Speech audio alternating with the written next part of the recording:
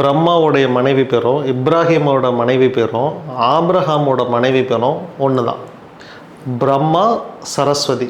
இதில் பிரம்மா அப்படின்னு ஒன்று இருக்கு இல்லையா, இந்த வேர்டு தான் அவங்க மொழியில் சொல்கிறப்ப பிரம்மாங்கிறது ஆப்ராம். ஆக்சுவலி ஆப்ராம்ங்கிற இதுக்கு முன்னாடி அந்த பேர் இருந்தது வந்து பிரம்மா அப்படின்னு இருந்துச்சு. அப்புறம் ஆப்ராம் அப்படின்னு மாறுச்சு. ஆப்ராம்னு இருந்தது தான் இயேசுநாதருடைய வருகைக்கு பிறகு ஆப்ரஹாம் அப்படின்னு மாறுது. இந்த ஆப்ரஹாம் அந்த பேருக்கு பின்னாடி தான், அதாவது கிறிஸ்தவத்திற்கு பின்னாடி தான் இஸ்லாம் வந்துச்சு. அந்த ஆப்ரஹாம்ங்கிறத நம்ம லாங்குவேஜில் சொல்கிறோம், அவங்க லாங்குவேஜில் இப்ராஹிம் அப்படின்னு சொல்கிறாங்க.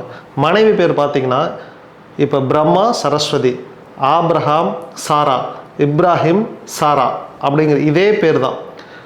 முகம்மதுன்னு நான் தமிழில் சொல்கிறேன், ஆனால் ஆக்சுவல் நேம் இஸ் முஹம்மத். எவ்வளோ வித்தியாசம் இருக்குது பாருங்கள். இங்கே முகமதுன்னு முடியுது, அங்கே முஹம்மது அப்படின்னு வருது. ரெண்டாவது இம் வந்து அடுக்கு வரும். 2 இம் போட்டிங்கன்னா எப்படி அதை உச்சரிப்பீங்களோ அரபிக்கில் அப்படி தான் நீங்கள் அதை உச்சரிக்க முடியும். தமிழில் அப்படி ஒரு சவுண்டே அந்த நேமுக்கு கிடையாது. முகமது. இந்த 2 பேரும் இப்போ ஒன்றான்னு கேட்டால் 2 பேரும் ஒன்று தான்.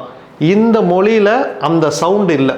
இப்போ சான்ஸ்கிரிட் அப்படின்னு நான் எழுதிட்டேன். இந்த சான்ஸ்கிரிட்டை தமிழில் எழுத முடியுமான்னு கேட்டால் தமிழில் எழுதவே முடியாது. சா வேணால் போட்டுக்கலாம். இதை எப்படி சொல்கிறது, இஸ்ஸும் போட முடியாது. சான்ஸ்கிரிட் அப்படின்னு வேணால் சொல்லலாம். இந்த சவுண்டு தான் இந்த மொழியில் இருக்க ஒழிய அந்த மொழியிலிருந்து நீங்கள் கடன் வாங்கி தான் இந்த சவுண்டையே நீங்கள் கொடுக்க முடியும். இப்படி மாறுபட்டதுனால தான் இந்த 3 மதங்களும் ஒன்று தான்.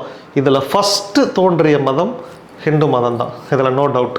கேலகியர் சித்தர் நம்ம ஒன்று.